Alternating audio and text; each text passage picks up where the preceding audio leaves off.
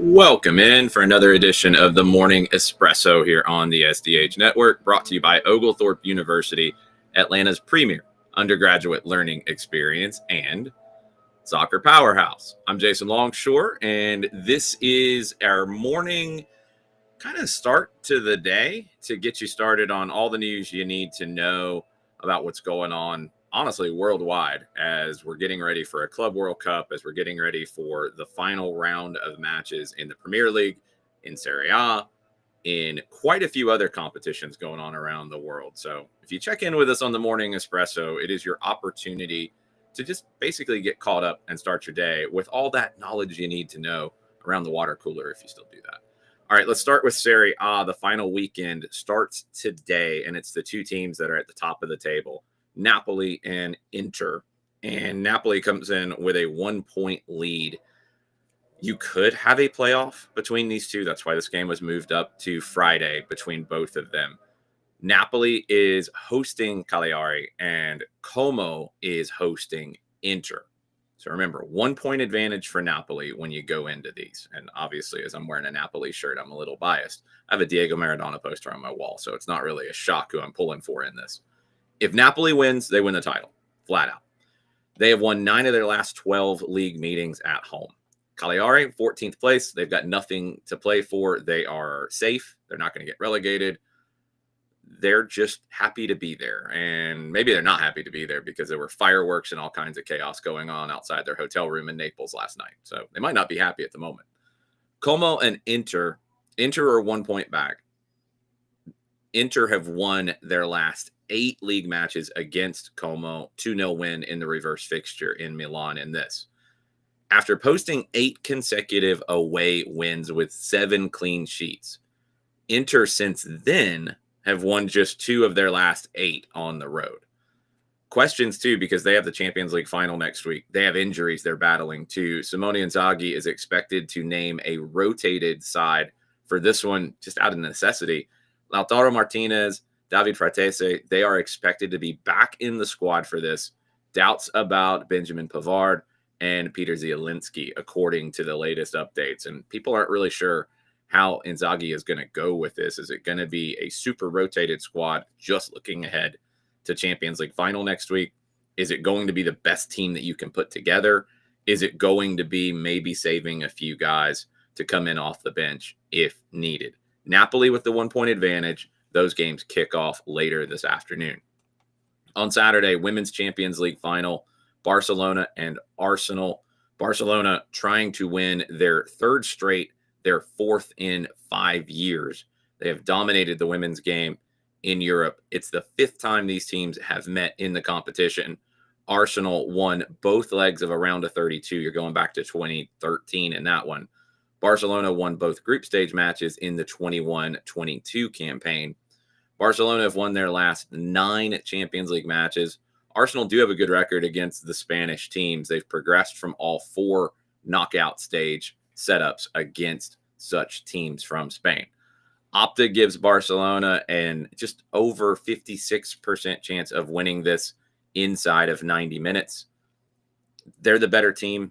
Arsenal would be pretty big underdog here. The cool story on the Arsenal side is last time Arsenal won the Champions League, Leah Williamson was one of the escorts, the young players who walk players out to the field. Now she gets a chance to win it herself. It would be a big surprise if they're able to knock off Barcelona, but should be a great match on Saturday in the UEFA Champions League women's final. Let's go to Sunday, final day in the Premier League. Big event at the Battery. I'm going to be there as part of it. Premier League, NBC Sports hosting a watch party for Championship Sunday.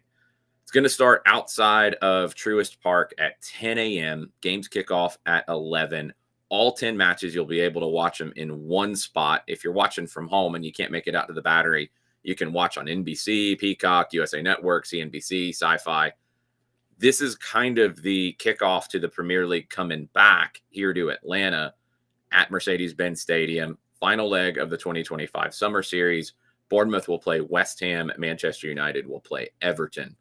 The storylines, really, it's down to the final 3 Champions League spots. Liverpool have theirs. Arsenal have theirs. 3, 4, and 5. Remember, the Premier League gets a 5th spot because of performance in European competitions this year. 3, 4, and 5 are undecided. There's 5 teams fighting for 3 spots. Chelsea manager Enzo Maresca, he was asked about, does his team feel any extra pressure because they have this? They also have the UEFA Conference League final next week against Real Betis. He says no. He's trying to figure out what his squad's going to look like. He's going to field the best squad available, it sounds like, for both of those games. I don't think he's going to rotate in league to wait for the Conference League final. I think he's going to go for it in both and just make the decision on who's ready to go on that day. He said, we're quite lucky in this aspect. If we win, we do our job. We don't need to pay attention to the other results. Chelsea are visiting 7th placed Nottingham Forest, who have to win to have any chance of getting back into a Champions League spot. They were there not that long ago. That's going to be the game that I think most of us will really be watching closely. Another one is Newcastle. They're facing Everton. Alexander Isak is making good progress. He's had a groin injury. He could be available on Sunday. My guess would probably be off the bench if he's needed as Newcastle faces Everton. After you come to the Battery and you hang out and you watch some Premier League, then you're going to make your way down towards the Bends and you're going to join us for a tailgate to celebrate International Football Day. It's going to be at Centennial Yards on the Steel Bridge. Myself, Madison Cruz, we're hosting a show on the SDH Network from 4 to 5 o'clock. We're going to have our friends from the Georgia Impact, who kicked off their season in the WPSL last night with their scrimmage, their intra-squad scrimmage. Good time up in up in Canton for that one. Going to be very cool to hang out with you guys on the Steel Bridge. Come see us from 4 to 5. Young soccer players will get the opportunity to take part in some little clinics and activities with Georgia Impact. Going to be a very cool vibe, something you're going to see more and more of over the next year and a half or so at Centennial Yards. We'll see you from 4 to 5 on Sunday. Then we'll make our way into the Bends. Sunday Night Soccer, FC Cincinnati and Atlanta United. Kickoff will be at 7:10. Pre-game coverage on 92.9 The Game will start at 6 o'clock. Maddie and Abe Gordon will get you started. Mike Conti and I will take over. Garth Lagerway will join us at about 6:30. You can listen on the Odyssey app. You can listen on 92.9 The Game. And you can listen on Apple TV, MLS Season Pass. Once the game starts, choose Home Team Radio there. Training Ground Dispatch will come out later this afternoon. We'll all be at training in Marietta later today. We'll see what Ronnie Dyla has to say. We'll see what players have to say. And we'll get you updated on everything that we're seeing in training this week. Let's bounce around the other bits of news around the league. Oh, one more to add to your calendar, because it's a very busy calendar at the moment. On Monday at 10 a.m., myself, Knox Bardeen of 92.9 The Game, I think some others of the SDH Network are going to make their way up to Nofo Brewing in Cumming. Nofo Brewing is a sponsor of Walsall, and Walsall is in a promotion final to get into the 3rd tier, to get into League One next year in England. They're facing AFC Wimbledon, so John Nelson is not allowed to come as a shareholder of AFC Wimbledon. He's not allowed to come. This is a Walsall viewing party at Nofo Brewing on Monday morning at 10 o'clock. If you're looking for something to do to start your Monday, come join us. Have a beer. It'll be a good time. Walsall and AFC Wimbledon, and we'll be getting a lot of content around Nofo Brewing's partnership with Walsall. You might be wondering why a brewery based in Cumming, Georgia is a sponsor with Walsall. Well, you're going to find out when we talk about it on Monday. All right, U.S. men's national team. That was a big talking point yesterday. Christian Pulisic not going to be part of the squad. A lot of people have a lot of takes. A lot of people might have missed that ESPN reported that Pulisic has been dealing with a chronic hip flexor injury. Yeah, say that 3 times fast. Everybody went nuts about it. If he's injured, he doesn't need to be there, in my opinion. You know who he is at this point. You know what he means to the team. We know what the Gold Cup means, and you want to go win this thing. But if he's injured or risking further injury, you need him a whole lot more next year than you need him this year. And you can't guarantee that Milan gives him an easy ride into the Serie A season next year, because Milan's got a lot of pressure on them. I think it's the right decision for everybody involved. I know it's not a popular one, and I get that. But we can't do the thing where on one side we complain about too many games for players, and guys got to get a rest. And then when somebody asks for a rest and everybody sits down and says, you know what, that's probably the best thing to do right here because you can't rest next summer. Cool, let's do it now. We can't blow up then. We can't do both. I think Christian Pulisic sounds like, especially if he's dealing with a hip flexor, he needs the break. Take it. I'd rather lose the Gold Cup and make a deeper run in the World Cup as a result. I would. I'm sorry. Sorry, CONCACAF. Sorry, I know hot take artists. There's just nothing else you can do. If it's for some other reason, different conversation. If it's for an injury situation, especially something chronic, I think you have to do it here. Time will tell if it ends up being the right play. Hopefully, this will help him have a good season with Milan next year and come into the World Cup flying next year. That's going to be the key. That's the most important thing. None of the rest of it, honestly, matters if he comes in and has a great World Cup. Thursday, you got the release of the 27-player camp roster. A maximum of 26 players will go to the Gold Cup. Pochettino said that, and I agree with his quote, he said, many people can say it's really important for us to be all together for the last time before the World Cup. And JT Batson told me that before the Atlanta United media game. The whole conversation is available on the Off the Woodwork podcast at 92.9 The Game. Pochettino said about Pulisic, we decided the best for him, the best for the team, the best for the national team is the decision that we made. Sometimes we give too much importance knowing to be together, and sometimes the group sometimes doesn't work in this way or build in this way. I think you would have liked to have had everybody together. I think that would have been the ultimate goal, is to have an extended period of time with this group this summer. Circumstances didn't allow you to do that. So you have to pivot and you have to move on. You're not going to have Yunus Musa. Pochettino described it as personal reasons. It sounds like as late as Monday, he was still part of the squad. Anthony Robinson, tendon injury. He hasn't been training consistently with Fulham. Pochettino said the situation is it's still not clear. It's another one. You don't need to push it. 5 World Cup starters plus Gio Reyna not at the Gold Cup. No Joe Scally, no Cameron Carter-Vickers, no Tanner Tessman, no Josh Sargent. All football decisions, according to Pochettino. 9 out of 22 outfield players from the Nations League team picked for the Gold Cup.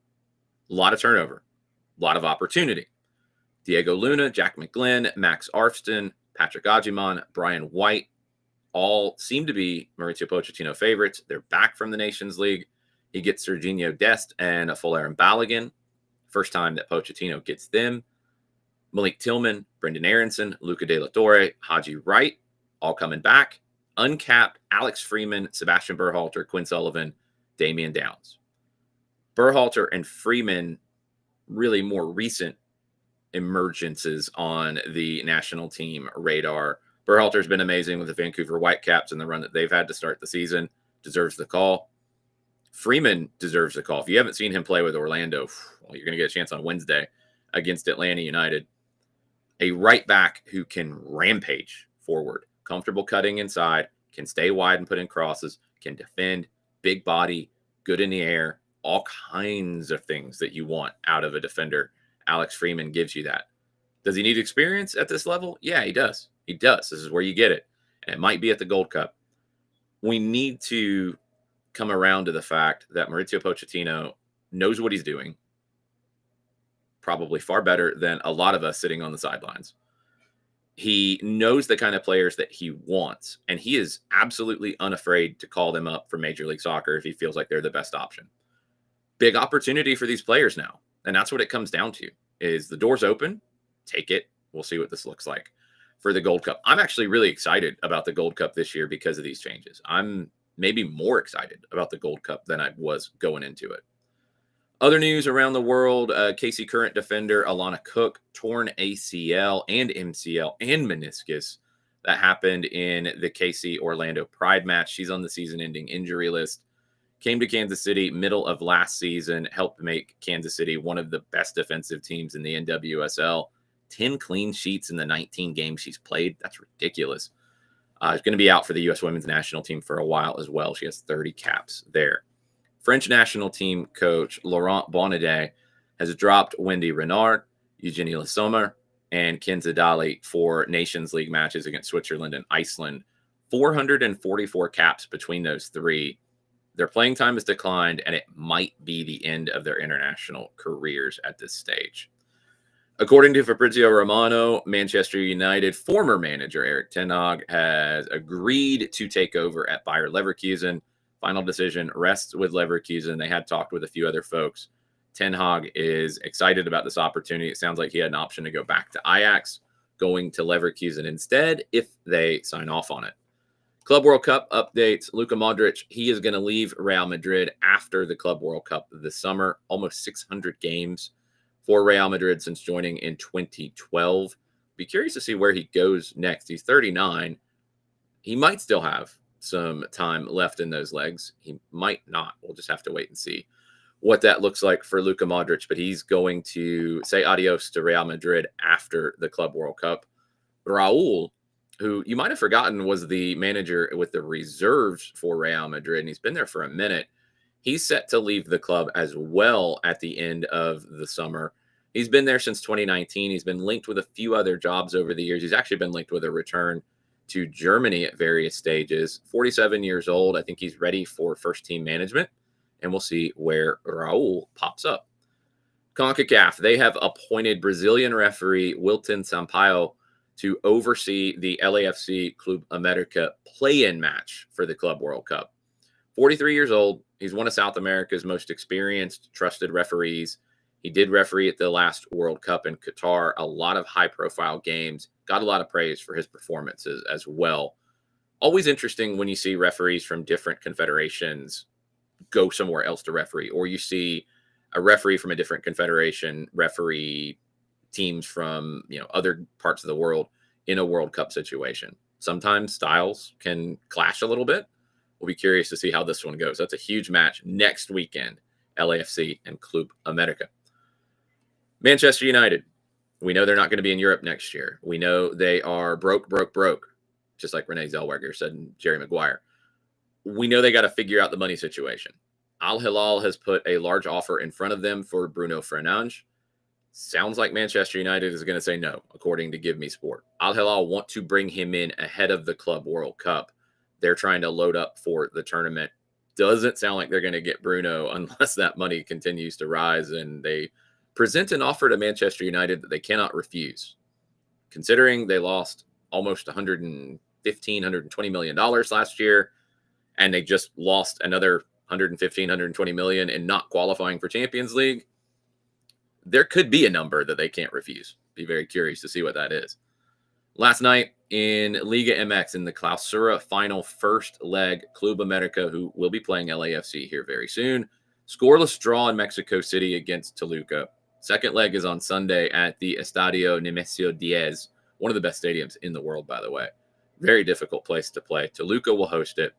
Los Aguilas are trying to come into that Club World Cup play-in match with 4 straight Liga MX titles. It's been a long time since you've had a team dominate Mexico the way that Club America have as of late. Can they come into Club World Cup, at least the play-in game, with momentum? We'll find out on Sunday. Can Mamelodi Sundowns come into the Club World Cup with even more momentum? They begin their quest for the African Champions League trophy on Saturday. They host Pyramids FC in the first leg in South Africa. Next week, the second leg on Saturday will be in Cairo. Pyramids FC, first time for them at this stage of the competition. Mamelodi Sundowns, they have won another South African league title. They clinched that last week. Last one on the board, Pachuca. We'll go back to Mexico. Guillermo Almada, he is the manager of Pachuca, but on Thursday, he submitted his resignation 3 weeks ahead of the Club World Cup. However, Pachuca has yet to accept the resignation. It gets complicated. Pachuca said that the Uruguayan coach is under contract until 2026. If he's going somewhere else, either he or the club that he's going to has to pay a buyout clause for early termination. Quote, Guillermo has an existing contract with this institution until December of 2026. This contract establishes a possible early termination of his professional relationship with our team at the time the agreed buyout clause is paid. Why does that part matter? Well, according to ESPN Mexico, Cruz Azul wants Almada to be their next manager. So, Pachuca wants either Almada or Cruz Azul to cut a check. we will see. If Pachuca was to accept the resignation, then there would be no need to pay any clauses, and that's not going to happen. Right now in Almada's place, Gabriel Caballero is slated to be the interim for Pachuca. In the Club World Cup, they're going to face Red Bull Salzburg, Al Hilal, and Real Madrid. Not an easy run for Pachuca. Interesting one, though. Those matches with Al Hilal and Red Bull Salzburg could be very, very entertaining. All right, look, that's going to do it for me on the morning espresso. SDH AM starts at 9:05 this morning, bouncing all around the world. John Nelson will take you through it. We'll have the Friday free kick with Beyond Goals mentoring. Either Michael Parkhurst or Greg Garza will be joining in. You can watch that right here on YouTube, right here on X. You can also watch on Twitch. If you have not signed up to become a Fanatico, it's $10 per year. That supports us here at the SDH Network. That gets you your membership card on the Chant app, which gets you discounts all over Atlanta at some of your favorite breweries, some of your favorite soccer retail shops, hotels, all kinds of different things. There's a resort in Costa Rica that is part of the Fanaticos deal. Yes, it is. All you got to do is sign up. It's $10 per year, and you will get those discounts wherever you might be with your virtual discount card on the Chant app. Thank you for watching, for listening, for viewing, for following, for subscribing. Thank you for supporting the SDH Network. And John Nelson will be back with you in about 20 minutes for SDH AM.